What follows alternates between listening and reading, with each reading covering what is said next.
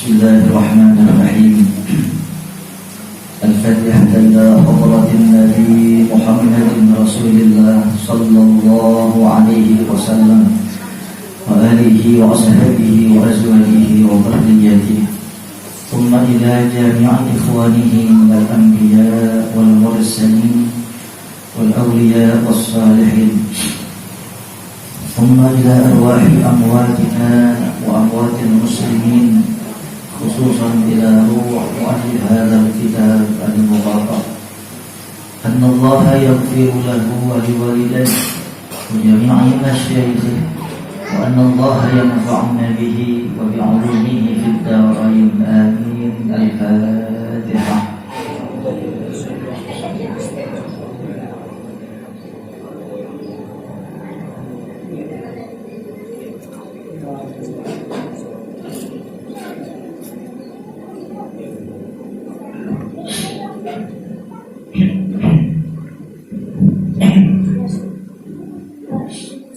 Bismillah, alhamdulillah, wassalatu wassalamu ala asyrafi khalqillah wa ala alihi wa sahbihi wa man tabi'ahu wa wala amma ba'd.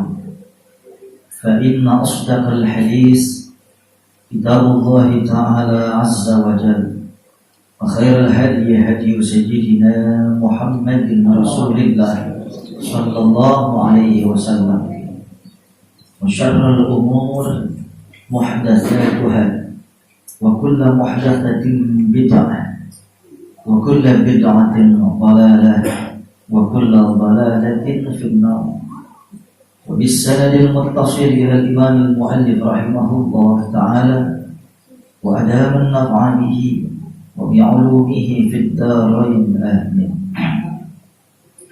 Seluruh jamaah Masjid Sirajul Muttaqin yang dimuliakan Allah, wabil khusus ayahanda Bapak Ustaz Haji Fazil, ayahanda Bapak Ustaz Haji Mahdurah, ayahanda Bung Haji Salam bin Al-Mahbub Ustaz Syekul Ibrahim, Ketua DKM Masjid Sirajul Muttaqin, Ustaz Mulyadi. Ustaz datang nggak ada ya? Ustaz datang? Oh, tidak. Ya. Ada Pak Eko di belakang, suruh ke depan dan mau Eko. Pada jamaah yang hadir muliakan, ibu-ibu yang saya hormati, mari kita mulai kajian kita malam ini. Perdana Ustaz Anton, perdana kita baca kitab Bulughul Maram. Bulughul Maram itu dari Ustaz Miftah di belakang, mampir yang dari khatib itu, mampir mana. Perdana malam ini kita baca kitab Bulughul Maram. Bulughul Maram itu artinya menggapai cita-cita. Bulugh itu artinya sampai, maram maksud atau tujuan. Kemudian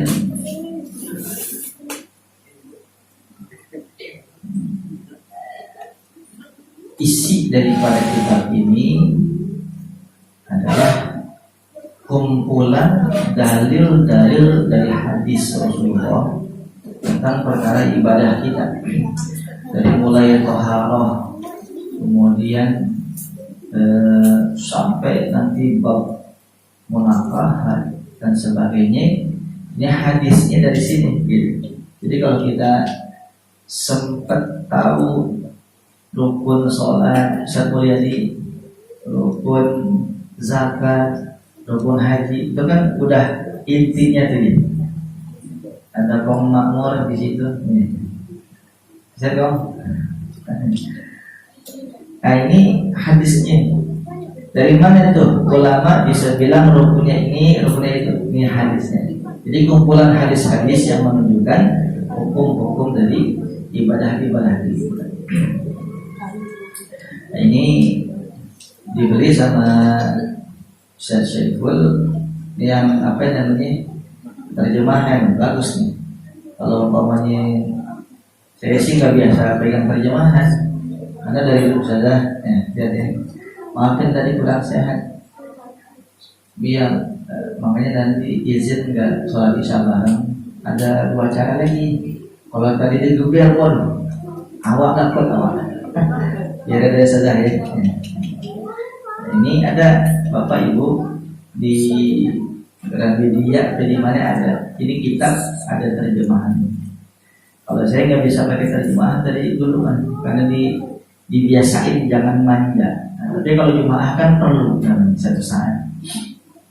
This kenapa HP bagus ini kan beli. Kita bisa mulai. Anak kita bisa mulai. Bismillahirrahmanirrahim. Yang pegang kitab ini mulainya halaman 29. Halaman 29. Kalau jadi kitab Toharoh Ustaz. Di situ beri coba sini.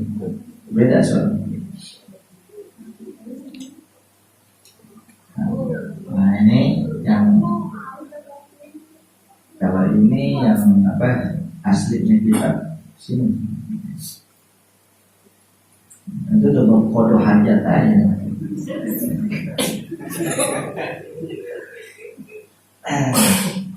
Ini ya bab yang menanya rapi ada catatan tanda ini. Ustaz Mulyadi sama ya. Halaman 1. Oh beda. Kitab tentang Toharoh. Oh beda. Kita bisa mulai ya. Bismillahirrahmanirrahim. Qala al-mu'allif rahimahullah ta'ala. Kitab Toharoh Babul Miyah. Kitab tentang bersuci. Bab miyah. Bapak Ibu, miyah itu jamak dari ma'un. Ma'un itu artinya air.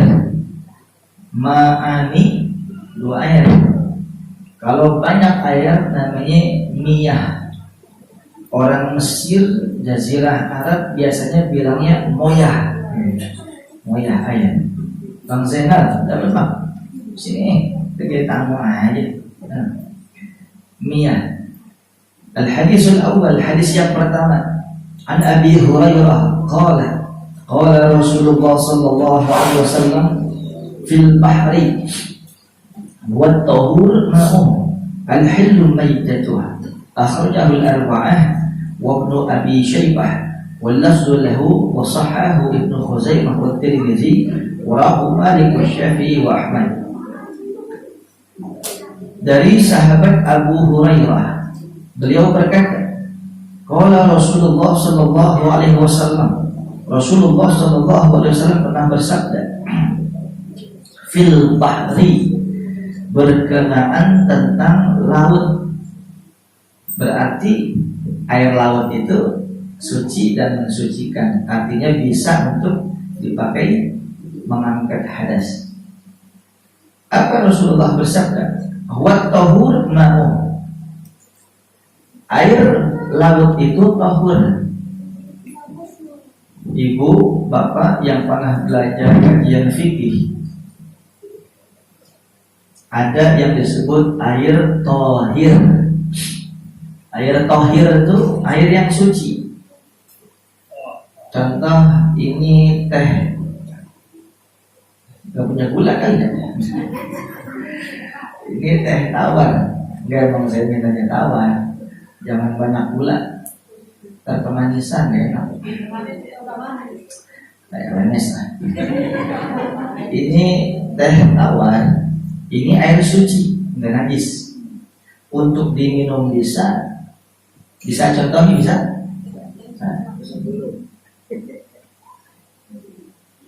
Boleh diminum.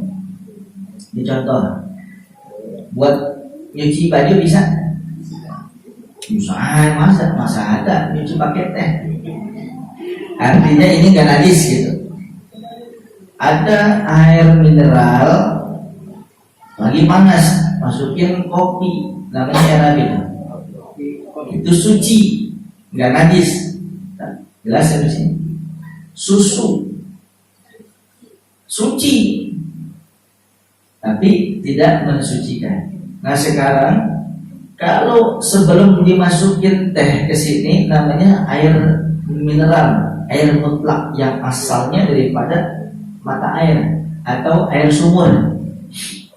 Ini bisa untuk suci dan mensucikan, diminum boleh, ngangkat hadas kecil, hadas besar dibolehkan. Namanya ini tohir. Tapi kalau air mutlak namanya tohir mutahhir. Air di ledeng, air di keran, saya sebutin ya Bu. Mana air-air yang dikatakan suci dan mensucikan? Yang pertama air laut, yang kedua air hujan, air sungai, mata air, kemudian air sumur, air salju, air embun. Ini 7 air ini disebut air mutlak. Apa air mutlak? Nggak ada ikatan. Kalau ini kan tadinya air mutlak tapi masukin teh, jadinya ada ikatan. Bukan air mutlak namanya, air teh. Jelas sampai sini? Nah 7 air ini suci dan mensucikan. Suci artinya nggak najis, mensucikan bisa ngangkat hadas kecil, hadas besar. Namanya tohir, mutahhir. Tapi kalau ini air teh bukan mutahhir, tohir doang. Jelas? Assalamualaikum. Tohir, mutahhir, suci mensucikan. Yang 7 air tadi. Berarti air kelapa dia tohir, cuma suci, tapi tidak bisa mensucikan, nggak bisa mengangkat hadas. Air mawar, tahu air mawar? Air mawar kan? Yang mana? Kuburan, mawar diperes, kuburan. Emang kagak ada orang mandi pakai air mawar? Ada, lo kagak tahu aja. Biasanya emang air mawar buat di kuburan, ya. Gitu. Harapannya kenapa?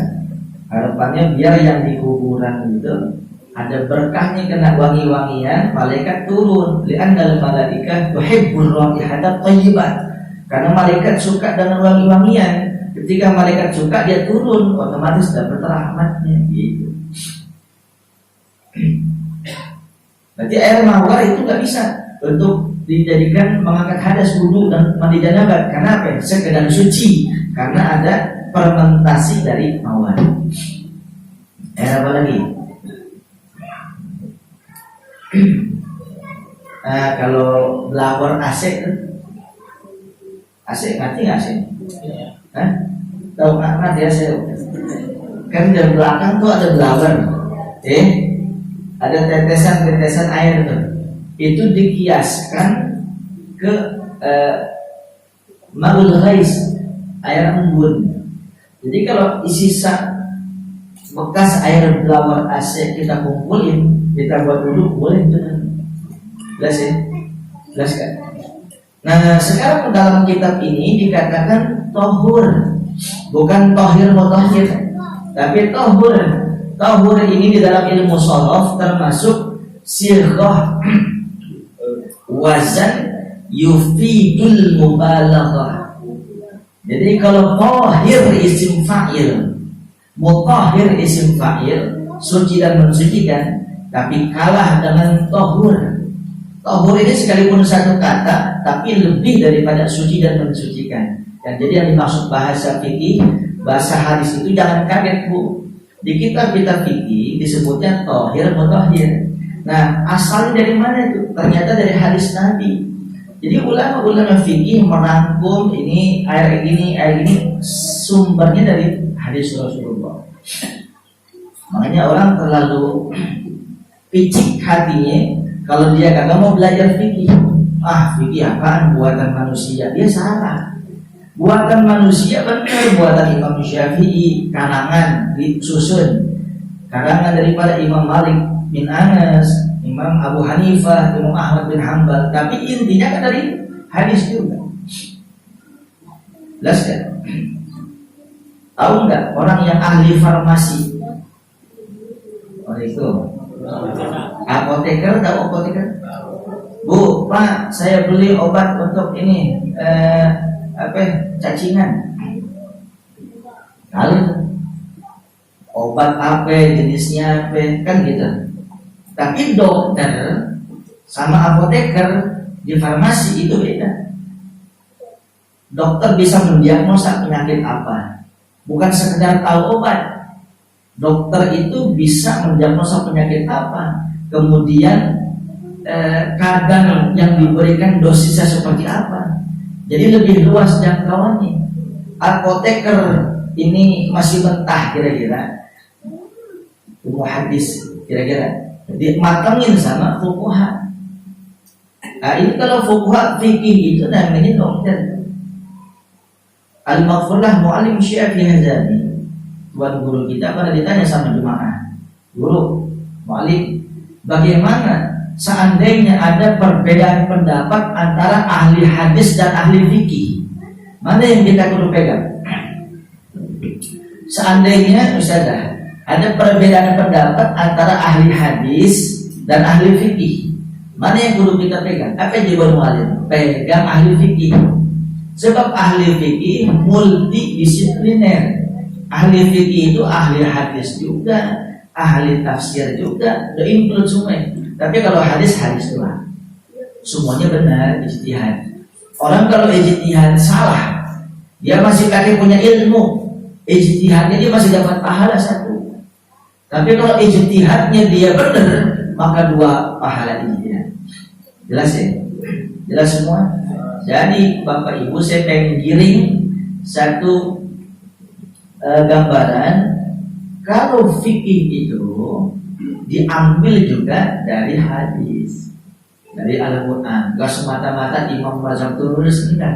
Nah ini maksudnya biar kita paham nih, orang kampung Bayuran, maksudnya biar paham. Yang biasa ada di Sulam Taufik, Kasyifatus Syaja, Matan Qayah wa Taqrib, Fathul Mu'in dan sebagainya, ini semuanya asal dari sini. Jadi ketika dikatakan tohur, itu artinya tohir mutahhir. Jadi kita bisa simpulkan, maka air laut yang dimaksud oleh Rasulullah itu tohur, ma'uhu, suci dan mensucikan air. Perkara airnya itu air laut asin, asinnya itu alami. Air laut banyak tak? Siapa orang pertama kali yang garamin laut? Bukan garam. Pak. Ada nggak orang yang pernah garamin laut? Ada nggak orang? Kagak ada. Berarti asinnya air laut alami, betul. Makanya suci dan mensucikan. Sekarang ada air nih di swimming pool, kolam renang. Kita bawa garam 1 truk, kita aulin dulu semuanya, sehingga air di kolam renang itu asin, jelas. Maka air tersebut asinnya karena ada proses campur tangan manusia, dia cuma sekedar suci, tapi tidak mensucikan. Artinya suci boleh untuk mandi kalau mau, kan lengket ya semuanya. Buat minum juga boleh, tapi tidak bisa mengangkat hadas kecil atau hadas besar. Jelas semua? Nah, jadi air laut hukumnya suci dan mensucikan. Al-hilu maitatu, Rasulullah bersabda, sampai bangkainya saja yang ada di laut itu halal. Bangkai yang ada di laut itu halal, apalagi hidupnya. Ini maksudnya begini.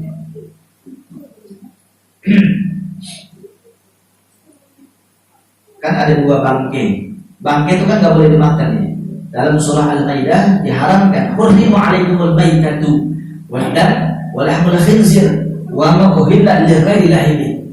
Ada 4 faktor di dalam surah Al-Maidah yang tidak boleh dimakan, dikonsumsi. Yang pertama al-maitah, bangkai. Yang kedua dam, darah. Yang ketiga daging babi.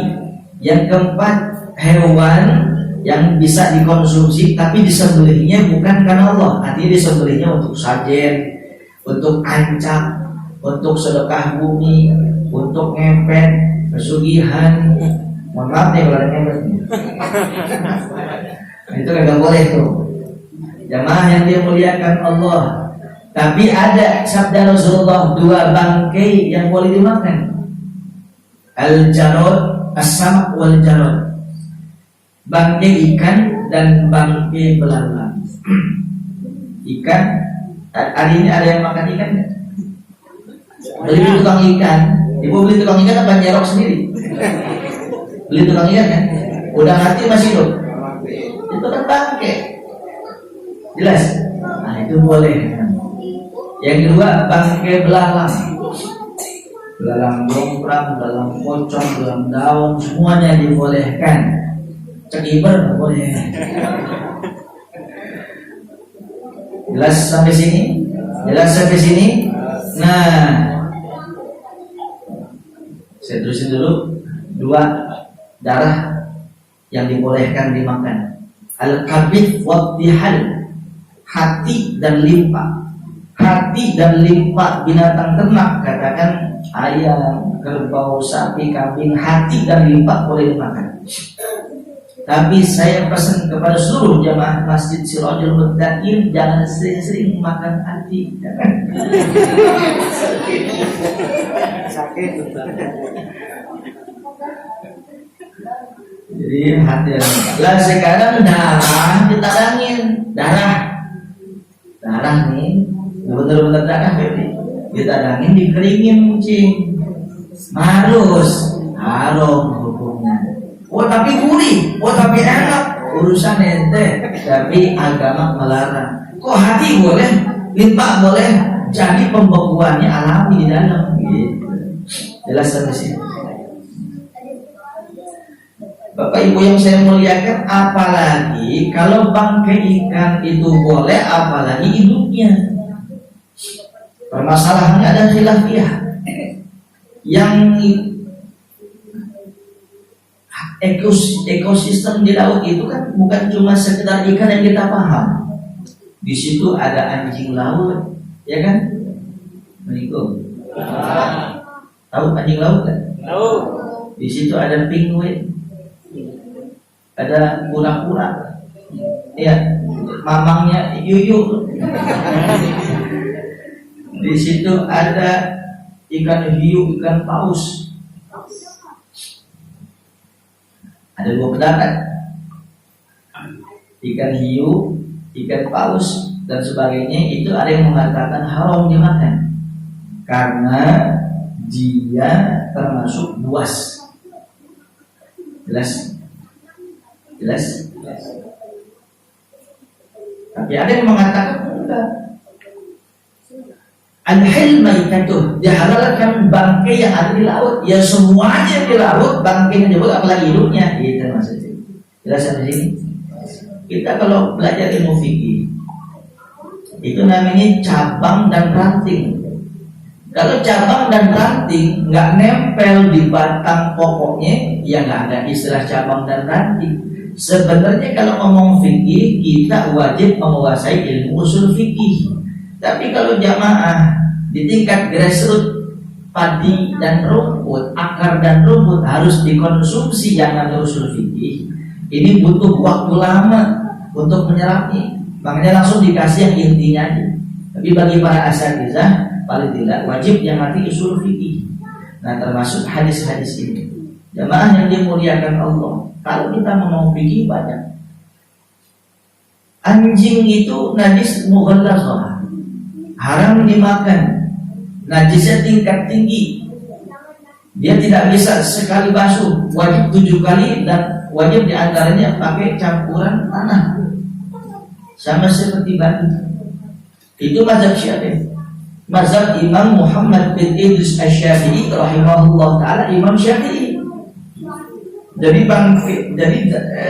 anjing itu haram dimakan dan najis yang mughallazah.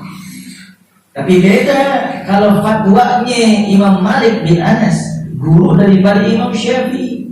Gurunya mengatakan, dia tidak mengatakan haram, walakin akrahu, tapi saya tidak suka saja. Artinya di mazhab Maliki, anjing itu boleh dikonsumsi, anjing itu boleh dimakan dan tidak najis otomatis. Apa sebabnya? Karena salah satu manhaj atau metodologi, ini ngerti kan ya? Boleh ngaku ya. Cara mengistinbat hukumnya Imam Malik itu salah satunya adalah ala zahiril ayat, menghukumkan salah satunya zahir ayat Al-Quran tekstualis. Tadi lihat diharamkan dalam Al-Quran, diharamkan oleh Allah bangkai, kemudian darah, daging babi dan hewan yang disembelih untuk pesugihan, untuk apa tadi sajian. Di situ disebutin nggak daging anjing? Disebutin nggak?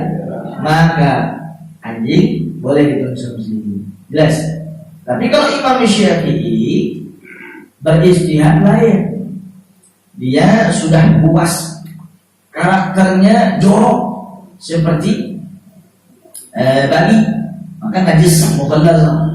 Kemudian suka makan kotoran dan dia puas karena bertaring, dia kanibal, maka itu diharamkan. Terus bagaimana menyikapinya umatnya? Kok Imam Malik kata boleh, ini kata kagak? Padahal semuanya imam mazhab. Kullu a'immatil muslimin ala hudan min rabbihim. Di dalam kitab Al-Mizanul Kubra karangan Syekh Abdul Wahhab Asy-Sya'rani. Kalau mu'alim bilang ini ulama di zaman beliau hidup, kewaliannya tidak diragukan lagi. Di seluruh dunia ngaku kalau beliau ini adalah waliullah. Beliau di dalam kitab Al-Mizanul Kubra beberapa kali bahkan belasan mengulang-ulang kullu a'immatil muslimin ala hudan min rabbihim. Setiap imam-imam mazhab yang empat, Imam Abu Hanifah, Imam Malik bin Anas, Imam Syafi'i, Imam Ahmad bin Hanbal, ini empat imam mazhab, semuanya itu perintah petunjuk dari Allah, semuanya benar. Ikhtilafu ummati rahmah, perbedaan pendapat ulamaku itu adalah rahmat kasih sayang. Jadi tinggal kita mau pilih yang mana, yang ini boleh, yang itu boleh. Kata Bang Salam, dia ngomong apa sih? Ini kalau mau masak maksudnya. Sebab kalau kita ngomong kitab risalah muwadah mah insya Allah dia cukup dah ya. Cukup ngomong hati, mudah hati kuburan hati lagi, kuburan lagi serem. Iya. Udah bagus semua, udah bagus itu mah.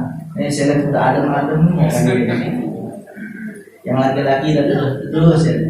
Yang mana tuh mana punya takut ini beda ini. Jelas semua? Ada yang kurang jelas? Boleh tanya. Akhrajahul arba'ah. Hadis ini ditakhrij dikeluarkan oleh imam yang empat, Ibnu Abi Syaibah dan Ibnu Abi Syaibah. Wallahu lahu dan lafaznya bagi Imam Ibnu Abi Syaibah. Imam Ibnu Abi Syaibah ini punya karangan namanya Musannaf Ibnu Abi Syaibah, kumpulan hadis-hadis yang ditakhrij oleh beliau. Wa sahahahu Ibnu Khuzaimah wa Tirmidzi, dan disahihkan oleh Imam Ibnu Khuzaimah dan Imam At-Tirmidzi.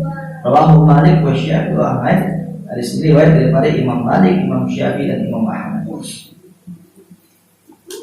Hadis yang kedua, An Abi Sa'id Al-Khudri qala Rasulullah sallallahu alaihi wasallam innal ma'a tahur la yunajjisuhu syai', akhrajahu salasah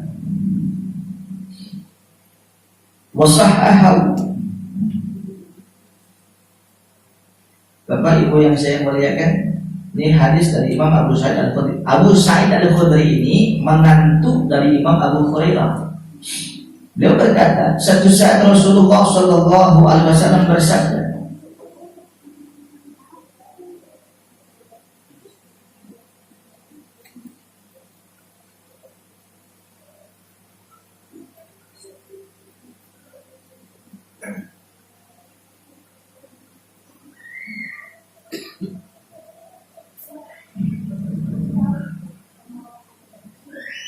innal ma' tahur la yunajjisuhu syai'un, akhrajahu salasah wa sahahu Ahmad.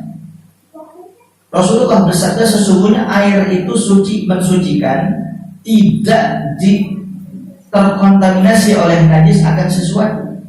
Dikeluarkan oleh 3 orang perawi hadis. Kalau tadi kan 4, sekarang 3. Ini maksud ini apa kalau 4? Ya Imam Bukhari, Imam Muslim, Imam Abu Dawud, atau Muzi.